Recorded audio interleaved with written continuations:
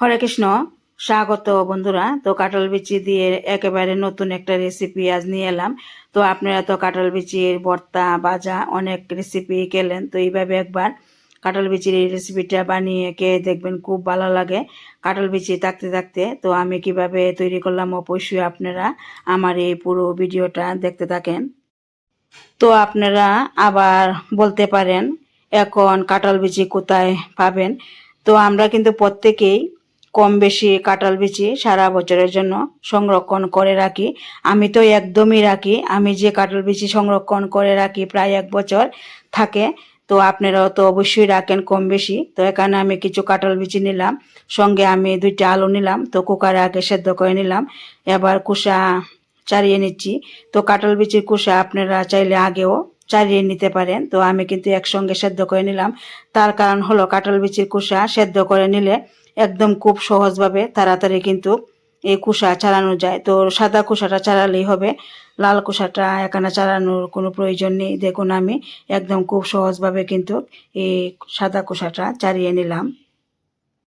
তো এবার রান্নার কাজে চলে আসলাম। কড়াতে তেল দিয়ে দিলাম। তো আলু আগে একটু ভেজে নেব লবণ হলুদ দিয়ে। তো এখানে লাল লাল করে আলুটা ভেজে নিতে হবে। তো আলু ভাজা হয়ে গেলে এবার নামিয়ে নিলাম। তো এবার কাঁঠাল বিচি ভেজে নেব পরিমাণ মতো লবণ হলুদ দিয়ে। তো কাঁঠাল বিচি এখানে ভেজে নিলাম, কাঁঠাল বিচিও নামিয়ে নিচ্ছি। তো এবার কড়াতে আরেকটু তেল দিয়ে শুকনো লঙ্কা, তেজপাতা, পাঁচ মশলা ফোড়ন দিয়ে দিলাম। এরপর এখানে মশলা জিরা, ধনিয়া, আদা বাটা, কাঁচা লঙ্কা বাটা, পরিমাণ মতো কাশ্মীরি শুকনো লঙ্কা গুঁড়ো, সব মশলা দিয়ে দেওয়ার পর খুব ভালোভাবে কষিয়ে নিতে হবে।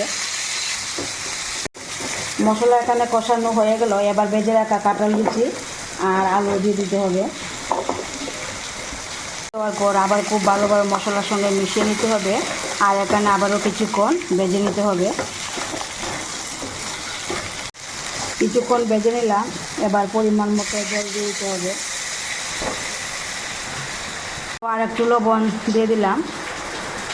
লবণ দিয়ে দেওয়ার পর খুব ভালোভাবে নেড়ে চেড়ে দিতে হবে। আর এখানে 2 থেকে 3 মিনিটের মতো রান্না করতে হবে। তো 2 থেকে 3 মিনিট রান্না করে নিলাম। তো এবার ধনেপাতা দিয়ে দিতে হবে। ধনেপাতা দিয়ে আবারও কিছুক্ষণ নেড়ে দিতে হবে। তো এবার গরম মশলা গুঁড়ো দিয়ে দিতে হবে। গরম মশলা গুঁড়ো দিয়ে দেওয়ার পর খুব ভালোভাবে নেড়ে চেড়ে নিতে হবে। এরপর নামিয়ে নিতে হবে। তো এইভাবে কিন্তু কাঁঠাল বিচির এই রেসিপিটা তৈরি করলাম। তো এই রেসিপিটা তৈরি হলো একটা ডালনা রেসিপি, খেতে কিন্তু একদমই দুর্দান্ত হলো, অসাধারণ হলো। তো আমার এই রেসিপিটা ভালো লাগলো অবশ্যই একটা লাইক